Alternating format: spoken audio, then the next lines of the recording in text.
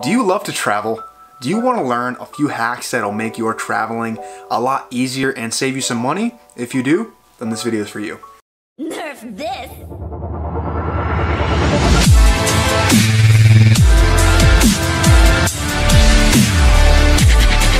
What's going on? Sean here, and in today's video I'm going to give you 5 different travel hacks that you can use to make traveling a lot easier for yourself. So if you're ready, let's get into it. If you're finding my channel for the first time, make sure you smash that subscribe button. You turn on post notifications because I do release videos every Monday to get your week going and every Friday to get your weekend started. And I also do release bonus videos at random and you don't want to miss a thing. Let's get started. So the first hack I have for you is to book your flight in advance. And what I mean by this is that there is a window from 115 days to 21 days, according to a study that cheapair.com did, that is the best time to buy an airline flight. So that's roughly 4 months to 3 weeks. Anywhere in that time frame is the sweet spot to buy your flight. Now, they also did mention that buying on a Tuesday or buying on a Sunday doesn't make a difference. All the airfares are within a few dollars of each other, so I know there used to be a hack that you could buy a flight on a Tuesday and typically you'd get a better rate, but in this most recent study that they conducted, there was really no big difference buying on one day versus another. Now, a little mini hack to purchasing that flight is to make sure that you are in private browsing mode or you're in incognito mode on your computer, because every time you look at a flight, your computer tracks cookies and basically the internet knows what you're looking for and the airline site knows what you're looking for, so they are going to keep the rates high and try to get you to buy a more expensive flight. So, little side note to that, make sure you're in private browsing mode when you're looking for that flight in that sweet spot. So number 2 is to use reward points. Now, whether that be an American Express card that you have points that you can use, or an airline card you can use points.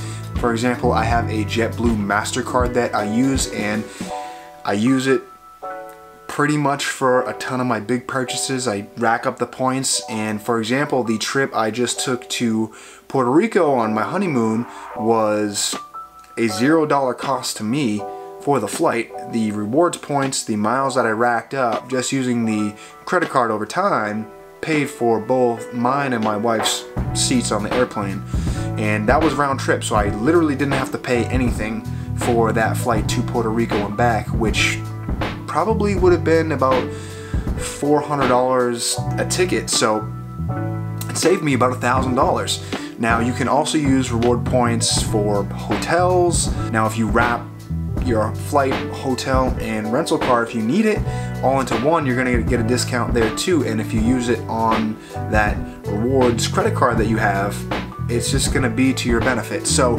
make sure you're using that cash back or those reward points that you rack up, because at the end of the day, you're spending your hard-earned money and you want to be able to take advantage of any perks that you are due. So the third travel hack I have for you is to roll your clothes. And what I mean by this is when you're packing, you want to roll your clothes and put them in the suitcase to save space. Now, I'm inserting a picture right here so it'll better describe what I'm talking about. And if you're like me and you like to have options but won't necessarily wear everything that you bring on your trip, rolling your clothes is going to help give you the peace of mind that you're gonna have enough space and not overpack.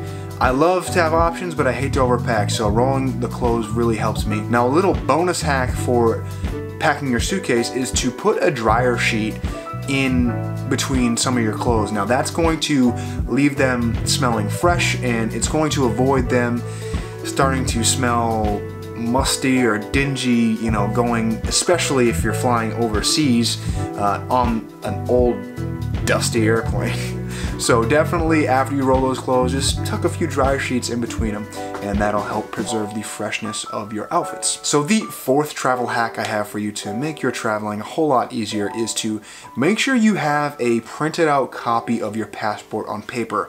And I would carry that paper copy with you when you're out and about. Usually every hotel that you go to has some sort of safe that's free to use. Now, what Lily and I did when we went to London is we kept our actual passports in that safe, and we just took our paper passports everywhere. We also took our license just in case anyone had a problem with the paper passport, but it really helped out, and it gave us a peace of mind that we weren't going to lose our passports or get stolen and be stuck in London. So it was really helpful, and that's something that I don't think that everyone does that I really think that you should do. And speaking of losing your passport or having something stolen, bring me to the 5th hack that I have for you, and that is to take out your cash at an ATM. That's going to save you a ton of money with the exchange rates now. What I mean by this is if you've ever taken American dollars to, let's just say, London, and you had to go get pounds,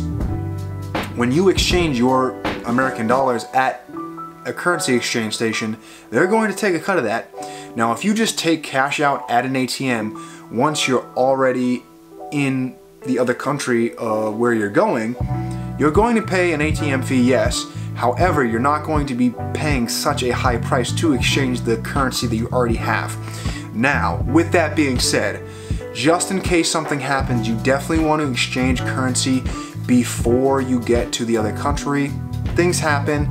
Maybe you didn't tell your bank you were going out of the country, and now you have to wait 24 hours before you can take any money out of the ATM. You definitely want to have cash put aside. So I guess you're going to have to pay those exchange rates ahead of time, but save yourself more money in the long run by taking just the cash you need before you get into the country and then withdrawing the rest out of an ATM once you're already in the country you're going to. So I hope that makes sense. And with that being said, another bonus hack I have for you is to buy a dummy wallet. If you're worried about getting your passport or your cash stolen, if you keep your actual wallet in a safe place, let's just say you bought one of those spiffy under the shirt wallet holders and you kept a dummy wallet in your back pocket, like let's just say you're going to a country that's known for pickpocketing. Like when we were going to London, we were at least told that pickpocketing was pretty common. So what we did was we kept, you know, our wallet in a very safe space. We didn't buy one of those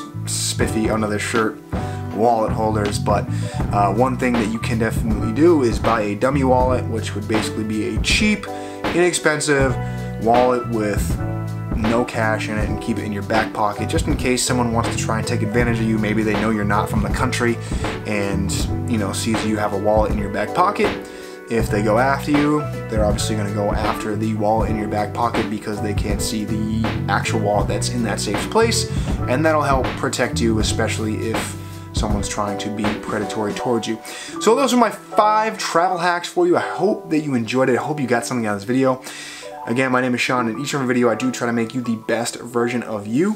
Thank you so much for watching. I appreciate all your support. I hope that you travel safe, especially where it's summertime at the time of this video. Thanks so much again. I will catch you next time. Signing off.